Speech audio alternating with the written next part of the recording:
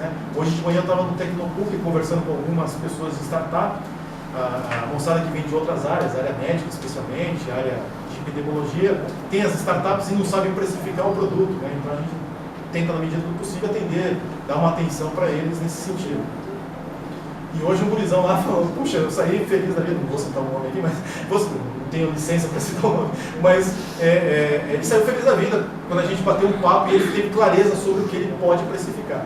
O potencial criativo está na rua, né? A gente só não está fazendo isso. Por isso que eu acho que, no final de semana foi me perguntado assim, qual o papel do Estado na economia?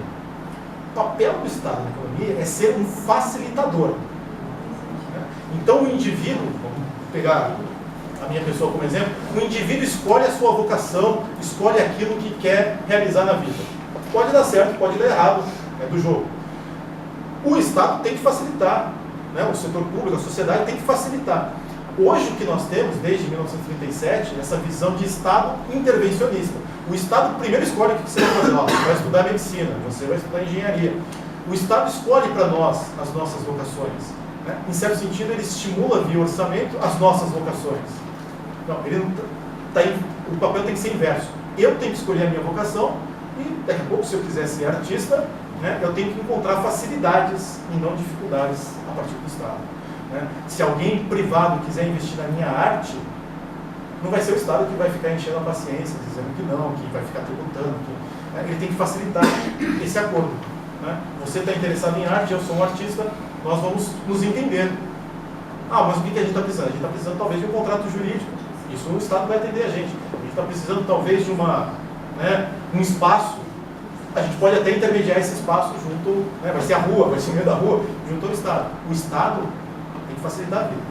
Por isso que a segunda reforma seria uma reforma tributária. Eu sei que estou me estendendo na resposta, mas uma terceira reforma, falei de duas outras, né? Isso eu já tive a oportunidade de conversar no final do ano passado. É uma coisa que assim, a gente pouco discute. A Olimpíada e a Copa do Mundo teve a oportunidade da gente lançar isso, mas infelizmente ficou, né, na expressão, ficou no vácuo, né, que é a reforma urbana. 85% da população brasileira vive no meio urbano, em cidades. O que nós fizemos na zona sul do Rio de Janeiro é um padrão que deveria se repetir nas grandes cidades brasileiras. Até mesmo na zona norte do Rio de Janeiro, né, nas comunidades do Rio de Janeiro. E isso foi feito, a meu ver, relativamente barato, 20 bilhões de reais. A zona sul do Rio de Janeiro é um paraíso na terra, uma ilha, né? Tem várias outras ilhas aqui em Porto Alegre, mas a zona sul do Rio de Janeiro é uma ilha com 20 bilhões de reais. Ora, a gente tem condições de fazer isso para todas as cidades brasileiras.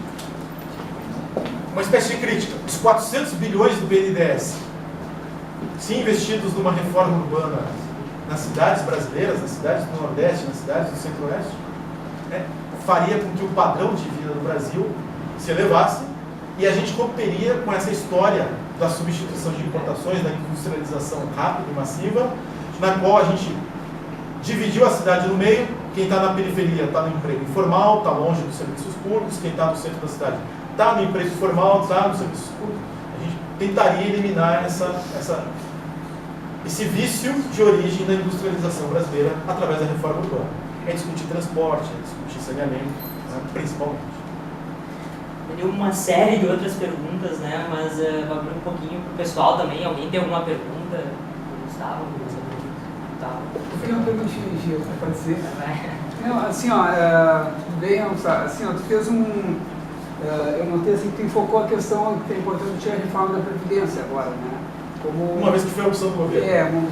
E aí tu colocou bem que a matriz tributária não responde, né? A nossa atual matriz tributária não responde aos desafios da economia, enfim.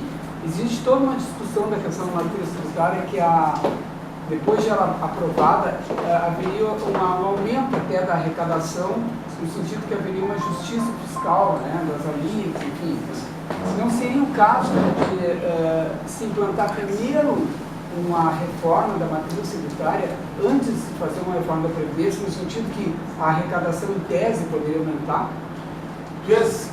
Teu nome? Luiz. Luiz, perfeito, Luiz. Na realidade, assim, obrigado pela pergunta. Na realidade, acho que sim. Concordaria com o teu argumento de que a reforma tributária talvez devesse antecipar a reforma da Previdência. Mas como eu coloquei, né, quando eu respondi ao Fernando, a gente tem uma lei, que foi conhecida aí como a PEC dos gastos, né, a PEC do teto dos gastos, que a gente limita o aumento de despesa no setor público brasileiro em condições reais. A gente pode aumentar a despesa na medida nominal. Em termos reais, nós não podemos aumentar para que se tenha uma trajetória de endividamento adequada dentro da realidade brasileira. O endividamento do Brasil já está alcançando 80% do PIB, né, o que é nível de país desenvolvido, com 16 mil de renda per capita em termos, né, de qualidade de poder de compra, como mostrado ali. Não se justifica um endividamento desse tamanho. Então a PEC dos gastos, a meu ver, é super importante. Qual é o problema? A PEC dos gastos, de novo, é letra morta se nós não fizermos reforma da Previdência. Daí porque essa inversão. Daí porque a Previdência entrar na frente, na pauta da reforma tributária. A reforma tributária é muito mais complexa, muito mais técnica até do que a reforma previdenciária.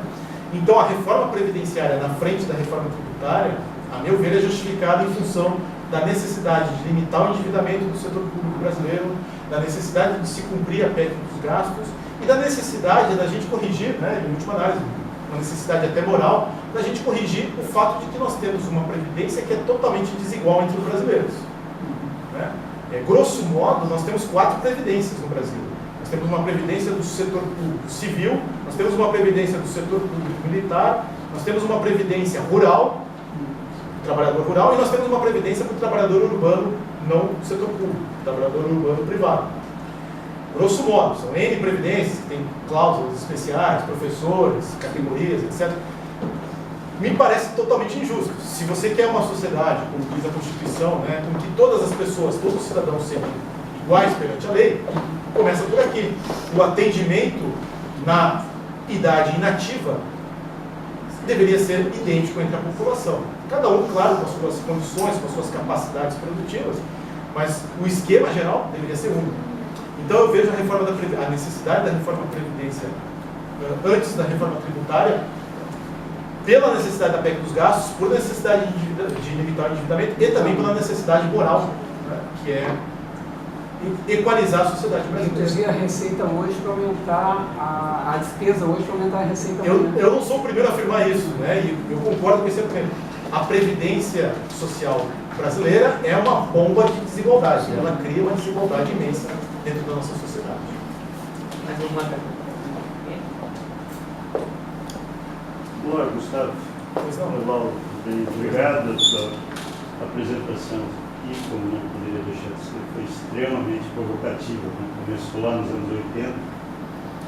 Não ficou muito claro porque que escolhesse os anos 80, eu fico associando isso à crise da dívida, né, quase a crise da capacidade de investimento do Estado. Mas, na verdade, essa trajetória toda que mostraste, ela vem acompanhada também de um crescente intervencionismo do governo na sociedade brasileira como indutor ou como regulador das ações. Não é preciso ir muito longe, a gente consegue demonstrar que há uma ineficiência muito grande a nível do setor público, né, que concorre e até atrasa o setor privado. Em termos de tecnologia, quando tu mencionaste o agro norte-americano, eu acho que o nosso agro aqui não deixa muito a desejar. Então, aqui nós temos um problema. Parece que o setor público brasileiro passou a agir no sentido de não olhar o Brasil como um todo e viabilizar o Brasil, mas sim viabilizar a si mesmo. Ou seja, o governo brasileiro atua tanto na área previdenciária quanto na área fiscal como um agente que protege a si mesmo e não busca os mecanismos de desenvolvimento do Estado. O crescimento da formação bruta de capital fixo parece-me, eu não estou analisando isso, parece-me associado com uma coisa muito importante que está acontecendo, que é o controle da inflação e a redução da taxa de juros Selic, que começa a fazer com que as pessoas procurem outros negócios que não apenas o rentismo. Né? Mas no final dessa minha observação, eu gostaria gostaria de fazer duas provocações. Primeiro, as pesquisas acabaram de mostrar uma perda de confiança, perda daquele estoque de capacidade de fazer coisas do governo nesse primeiro trimestre. O governo não tem conseguido mostrar, sinalizar claramente para a sociedade o que pretende. Então, o que acontece? Acontece que há, em primeiro lugar, uma dissociação entre o setor privado brasileiro e o setor público brasileiro. Você não está conseguindo se esclarecer. Eu volto a dizer, continua mais forte a visão de que o Estado procura se proteger e não o Estado procura dar sinais, por exemplo, reduzir o número de vereadores, reduzir o número de deputados, reduzir o número de assessores, reduzir o número de consultores, reduzir essa coisa. Quer dizer, uma sinalização clara para a sociedade que isso vai mudar. Então, esse é o problema. Falta de confiança no governo. Isso me parece uma coisa muito séria, que tem a ver com a estrutura dos partidos